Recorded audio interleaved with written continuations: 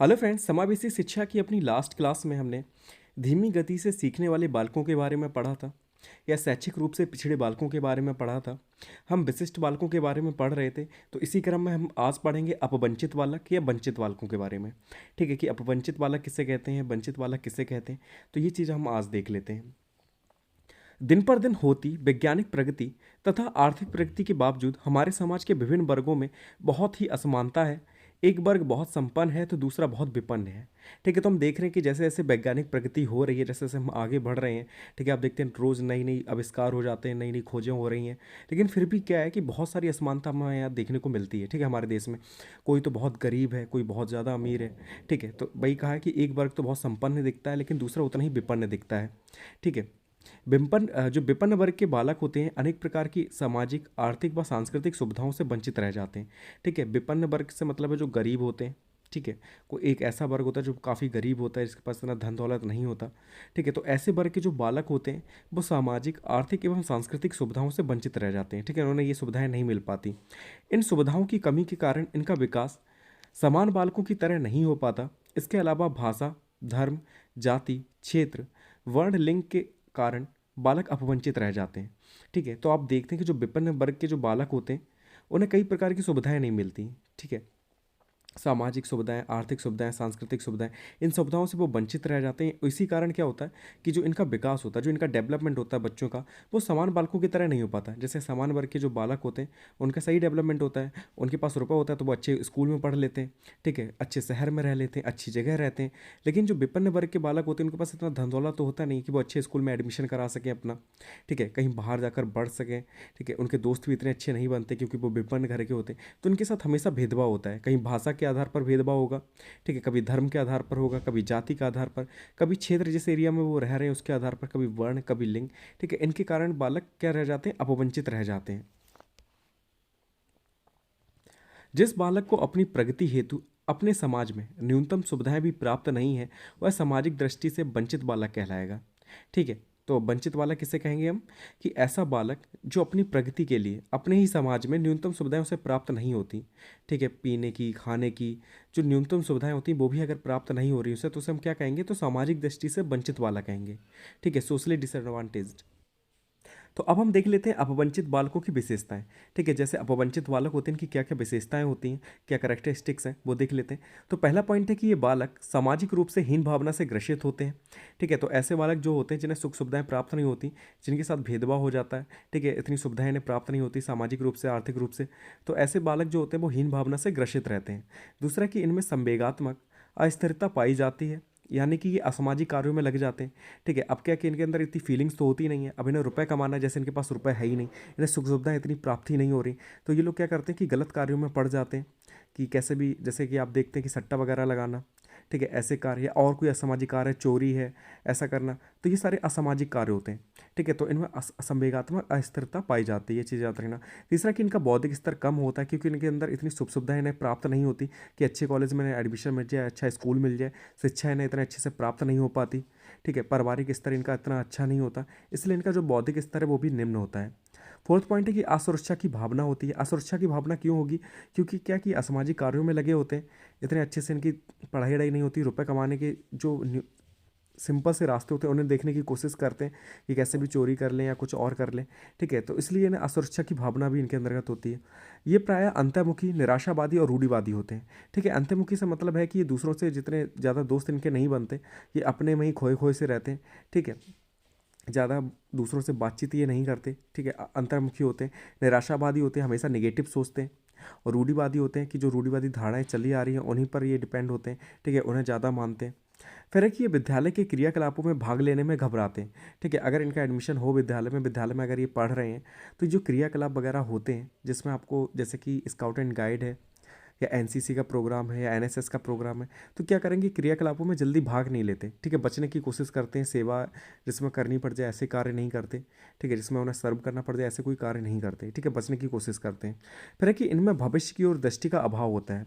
भविष्य की ओर दृष्टि से मतलब है कि ये फ्यूचर ज़्यादा अच्छा नहीं सोचता अपना, कि इनका फ्यूचर इतना अच्छा होगा, इतना ब्राइट होगा, कि आगे के बारे में इतना नहीं सोचते। ठीक है, इसलिए कहा गया कि ये भविष्य की ओर जो दृष्टि होती है उसका अभाव होता है। ठीक है, ये खुद इतने निराशावादी होते हैं, इतना नेगेटिव सोचते हैं कि भविष्य के लेकर ये चिंता भी नहीं करते। ठीक है, और सोचते भी हैं तो सोचते हैं कि इतना अच्छा फ्यूचर इनका नहीं होगा। ठीक है, तो ये अपवंचित बालकों की विशेषता है। अब बॉलमैन ने क्या कहा है अपवंचित बालकों के बारे में? इन्होंने कहा है कि वंचित होना निम्न स्तरीय जीवन दशा ये अलगाव को पोषित करता है, जो कि कुछ व्यक्तियों को उनके समाज की सांस्कृतिक उपलब्धियों में भाग लेने से रोक देता है। ठीक है, तो बॉलमैन ने क्या कहा है कि जो वंचित होते हैं, ठीक है, तो वंचित होना क्या है, तो निम्न स्तरीय जीवन दशा को ये दिखाता है, या अलगाव को दिखाता है कि किसी को अपने समाज से अलग कर दिया हो। ठीक है, जो कि कुछ व्यक्तियों को उनके समाज की, ठीक है, कुछ व्यक्तियों को हम क्या करते हैं, उनके निम्न स्तर जीवन की वजह से उन्हें हम अलग कर देते हैं, और क्या करते हैं कि उनकी समाज की सांस्कृतिक उपलब्धियों में उन्हें भाग लेने से रोक देते हैं।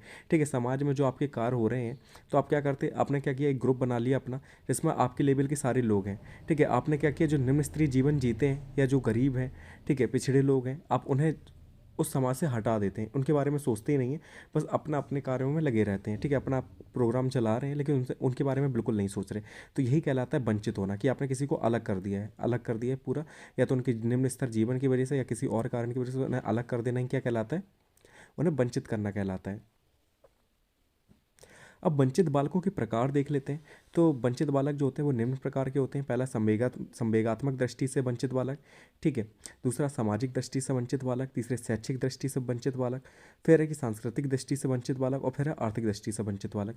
संवेगात्मक में इमोशनली आ जाएगा, ठीक है, कि इमोशनली डिप्रेव्ड बालक जो होते हैं उसमें आप क्या करते हैं कि उन बालकों के अंदर जैसे कि क्या है कि फीलिंग्स इतनी नहीं होती। ठीक है, वो चीज़ों को नहीं समझ पाते कि आपकी फीलिंग्स कैसी है, क्या है, तो उस बारे में इतना नहीं सोचते। तो ऐसे बालक जो होते हैं इनके अंदर फीलिंग्स नहीं होती, तो उन्हें संवेगात्मक दृष्टि से वंचित बालक माना जाता है। ठीक है, सामाजिक दृष्टि से वंचित बालक जो समाज में पार्टिसिपेट नहीं करते, किसी भी सामाजिक गतिविधि में समाज में घुलते मिलते नहीं है, अपने में खोए खोए से रहते हैं। ठीक है, चुपचाप बैठे रहते हैं, अपने से बातें करते हैं, लेकिन दूसरों से मतलब नहीं रखते, तो ऐसे कहलाते हैं सामाजिक दृष्टि से वंचित बालक। शैक्षिक दृष्टि से वंचित बालक वो होते हैं जिन्हें शिक्षा के उतने अवसर प्राप्त नहीं होते। ठीक है, या कह सकते हैं गरीबी की वजह से या किसी और की वजह से कि सारी जिम्मेदारी उनके ऊपर आ जाती है। ठीक है, उन्हें शिक्षा के इतने अच्छे अवसर नहीं मिलते, तो ऐसे बालक कहलाते हैं शैक्षिक रूप से वंचित बालक। सांस्कृतिक दृष्टि से जिन्हें आप संस्कृति से अलग कर दें, आपके जो सांस्कृतिक प्रोग्राम वगैरह होते हैं उनसे आप उन्हें अलग हटा दें, किसी समाज को जो दूर रहता है इससे चीज़ों से, तो वो सांस्कृतिक दृष्टि से वंचित बालक आ जाएगा। आर्थिक दृष्टि से वंचित बालक में अमीर गरीब का जो डिफरेंस होता है वो आ जाएगा, कि जो गरीब है उन्हें जो गरीब के बच्चे हैं या गरीब हैं उन्हें आर्थिक दृष्टि से वंचित बालक कहा जाता है। ठीक है, तो ये वंचित बालकों के प्रकार हो जाएंगे। अब अपवंचित बालकों की शिक्षा व्यवस्था कैसी करनी है आपको? ठीक है, ऐसे कोई बालक जो अपवंचित हैं और आपके विद्यालय में पढ़ रहे हैं तो उनकी शिक्षा व्यवस्था क्या करेंगे, तो उन्हें देख लेते हैं। पहला कि इनके साथ प्रेम, सहानुभूति तथा सहयोगपूर्ण व्यवहार करना चाहिए। ठीक है, ऐसे बालक जो हैं जिनके पास इतनी सुख सुविधाएं नहीं होती, अपने आप को अकेला महसूस करते हैं, डरा डरा सा महसूस करते हैं, तो उनके साथ आपको कैसे डील करना है? प्रेम, सहानुभूति तथा सहयोगपूर्ण व्यवहार करना है इनके साथ। दूसरा कि वर्ग भेद को समाप्त करके बालकों को शिक्षा का समान अधिकार मिलना चाहिए।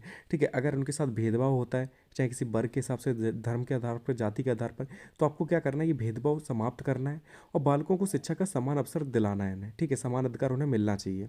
तीसरा कि इनके समुचित विकास के लिए न्यूनतम आवश्यकताओं की पूर्ति की जानी चाहिए, जिसके लिए गवर्नमेंट इन्हें आर्थिक सहायता दे। ठीक है, अगर इनका आपको पूरी तरीके से विकास करना है, जैसे मान लीजिए कोई गरीब है, उससे इतनी सुख सुविधाएं नहीं प्राप्त हो रही, तो आपको क्या करना है, तो उनके समुचित विकास के लिए न्यूनतम आवश्यकताएं जो भी हैं उनकी पूर्ति करनी चाहिए और गवर्नमेंट को भी इन्हें आर्थिक सहायता देनी चाहिए। फोर्थ पॉइंट है कि इनकी शैक्षिक तथा व्यावहारिक समस्याओं का समाधान होना चाहिए। ठीक है, अन्य शैक्षिक रूप से जो भी दिक्कतें होती हैं या व्यावहारिक रूप से जो भी समस्या इनके ऊपर आती है तो उसका समाधान करना चाहिए। फिर है कि इनकी आवश्यकता तथा वातावरण की स्थिति के अनुसार अवकाश प्रदान करना चाहिए। जैसे मान लिया कि कोई किसान का लड़का है, ठीक है, गरीब है, छोटी मोटी मजदूरी वगैरह करते हैं, तो उनकी जो आवश्यकता है, अगर उन्हें आवश्यकता पड़ती है किसी जगह किसी खास स्थान पर, मान लिया जैसे खेतों में पानी वगैरह डालना है या फसल वसल काटनी है, तो उस समय आप क्या करें, उनकी आवश्यकता है ये, तो उसके अनुसार आप उन्हें अवकाश दें, या वातावरण की जो स्थिति है उसके अनुसार आप अवकाश करें। ठीक है, फालतू में किसी के दिन पे अवकाश ना करें, जब उनकी आवश्यकता हो या वातावरण की स्थिति हो उसके अनुसार आप अवकाश प्रदान करें उन्हें। फिर सिक्स पॉइंट है कि इनके अभिभावकों को आर्थिक सहायता तथा अभिप्रेरणा प्रदान करना चाहिए। ठीक है, आपको मोटिवेट करना चाहिए उनके पेरेंट्स को, और जो आर्थिक सहायता आप उन्हें दे सकते हैं उनके पेरेंट्स को वो दें। ठीक है, जिससे वो अपने बच्चों को विद्यालय भेज सकें। ठीक है, तो ये सारे पॉइंट्स हैं किसके लिए, तो अपवंचित बालकों की शिक्षा व्यवस्था के लिए पॉइंट्स दिए गए हैं कि इन पॉइंट्स पर आप शिक्षा व्यवस्था कैसी करनी चाहिए अपवंचित बालकों की, तो ये सारे पॉइंट्स आप लिख सकते हैं। तो अपवंचित बालकों के बारे में जितना भी है इसमें कंप्लीट हो गया। अब नेक्स्ट टॉपिक देख लेते हैं। हमारा नेक्स्ट टॉपिक है समस्यात्मक बालक। ठीक है, जैसे हम लोग इंग्लिश में कहते हैं प्रॉब्लमेटिक चाइल्ड। ठीक है। समस्यात्मक बालकों से तात्पर्य ऐसे बालकों से है जो परिवार एवं कक्षा व विद्यालय में भांति भांति की समस्याएं उत्पन्न करते हैं। ऐसे बच्चों का व्यवहार सामान्य बच्चों से भिन्न होता है। ठीक है, मतलब ऐसे बच्चे जो हमेशा प्रॉब्लम क्रिएट कर देते हैं, कहीं भी जाएंगे कुछ ना कुछ प्रॉब्लम कर देंगे।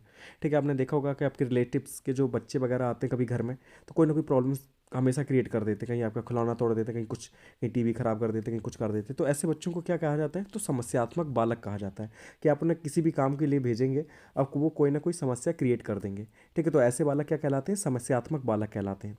सामान्यतः समस्याएं पैदा करने वाले बालकों को समस्यात्मक बालक कहते हैं।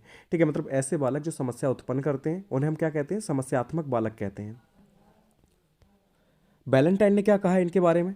तो बैलेंटाइन ने कहा है कि समस्यात्मक बालक वे होते हैं जिनका व्यवहार एवं व्यक्तित्व किसी बात में इस सीमा तक असमान होता है कि वे घर, विद्यालय, समाज में समस्याओं के जनक बन जाते हैं।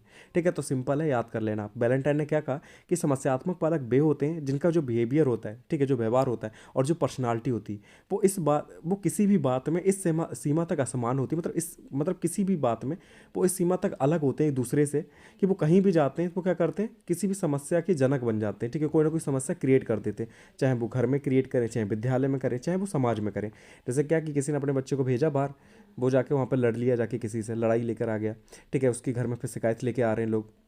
या विद्यालय गया तो विद्यालय में उसने कुछ ऐसा कर दिया कि विद्यालय से प्रिंसिपल फ़ोन कर रहा है। ठीक है, टीचर्स फ़ोन कर रहे हैं उसके घर में। तो ऐसे बालक क्या कहलाते हैं? समस्यात्मक बालक कहलाते हैं। आपको समझ में आ गया होगा, क्लियर है? समस्यात्मक बालकों के अंतर्गत चोरी करने वाले, झूठ बोलने वाले, अपने से छोटे बच्चों को परेशान करने वाले बालक आते हैं। ठीक है, तो कई तरीके के बालक जो होते हैं वो समस्यात्मक बालकों के अंतर्गत आ जाते हैं। इसी में आपको चोरी करने वाले भी मिल जाएंगे, झूठ बोलने वाले भी मिल जाएंगे, और जो रैगिंग करते हैं, ठीक है, अपने छोटे बच्चों को परेशान करते हैं, वो भी इसमें आ जाते हैं। ठीक है, अब हम समस्यात्मक बालकों के प्रकार देख लेते हैं कि कौन कौन से समस्यात्मक बालकों के अंतर्गत आते हैं। तो पहला, चोरी करने वाले आ जाते हैं, झूठ बोलने वाले आ जाते हैं, अनुशासनहीन जो बालक होते हैं, ठीक है, जो अनुशासन में कभी नहीं रहते, वो भी समस्यात्मक बालकों में आते हैं। क्रोध एवं झगड़ा करने वाले भी इसी में आ जाते हैं। विद्यालय से बच्चे भाग जाते हैं, ठीक है, उन्हें लेकर जाओ विद्यालय, पकड़ पकड़ के, उसके बाद फिर वहाँ से भाग जाते हैं, वो भी इसी में आते हैं, समस्यात्मक बालकों में।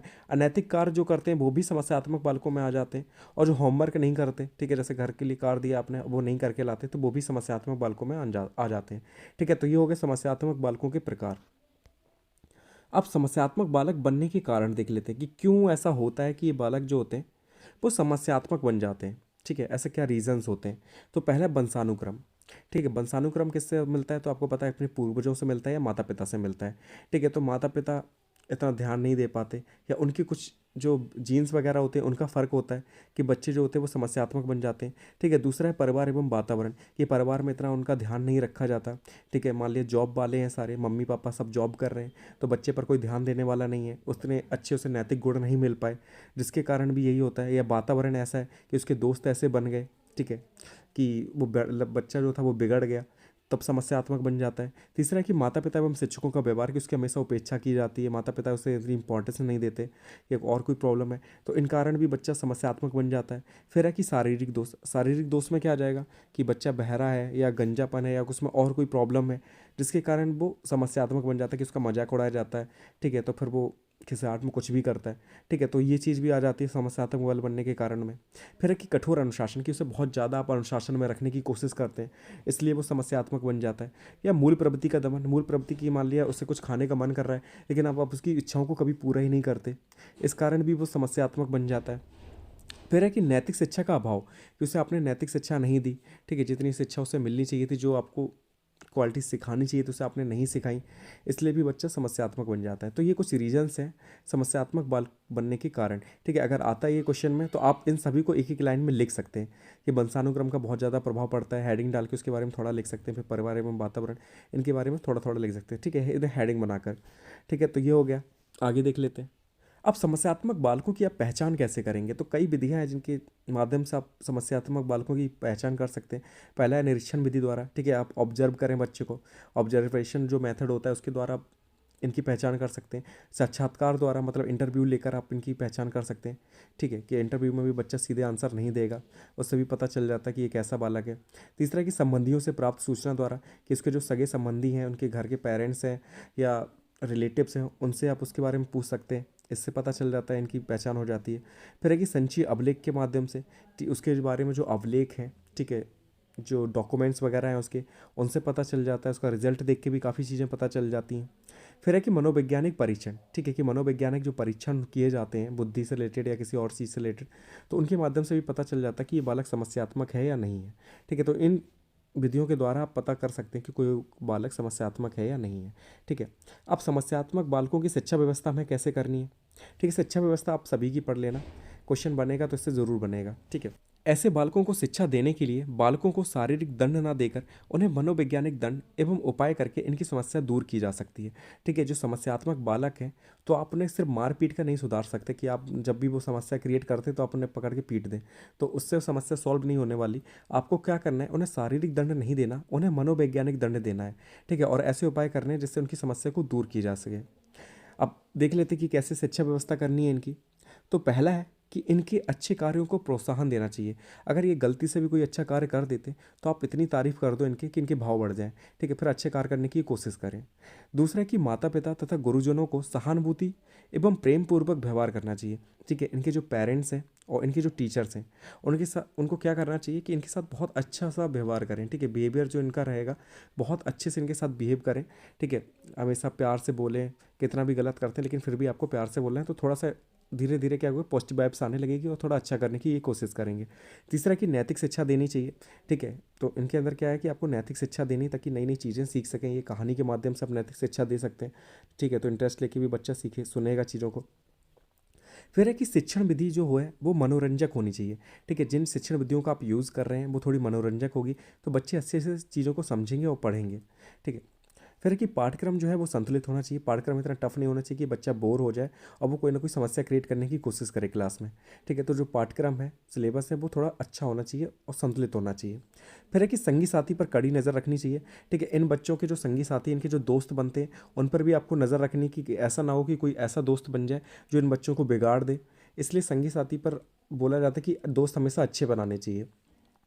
फिर है कि व्यक्तिगत आवश्यकता की पूर्ति करनी चाहिए। अगर बच्चा कुछ मांग रहा है आपसे और वो चीज़ देने लायक है तो आप कोशिश करिए कि उसे दे दें। ठीक है, उसकी जो व्यक्तिगत आवश्यकता है उसकी आप पूरी कर सकें। ठीक है, ताकि जो उसकी मूल प्रवृत्ति है उसका आप दमन ना हो।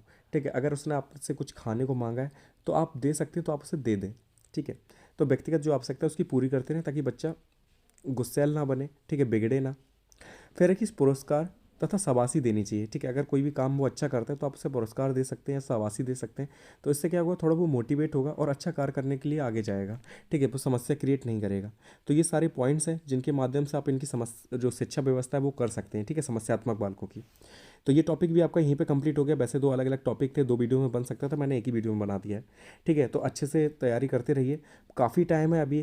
ठीक है, तो जितने भी नोट्स हैं उन्हें बनाते रहना। ठीक है, पीडीएफ के चक्कर में मत पढ़ना, अभी बहुत टाइम है, आप आराम से नोट्स बना सकते हैं और नोट्स बना कर आप चीज़ों को पढ़ेंगे तो आपको जल्दी समझ में भी आएगा और क्लियर भी रहेगा। ठीक है, तो फिर मिलते हैं नेक्स्ट वीडियो में। Thank you so much for watching this video.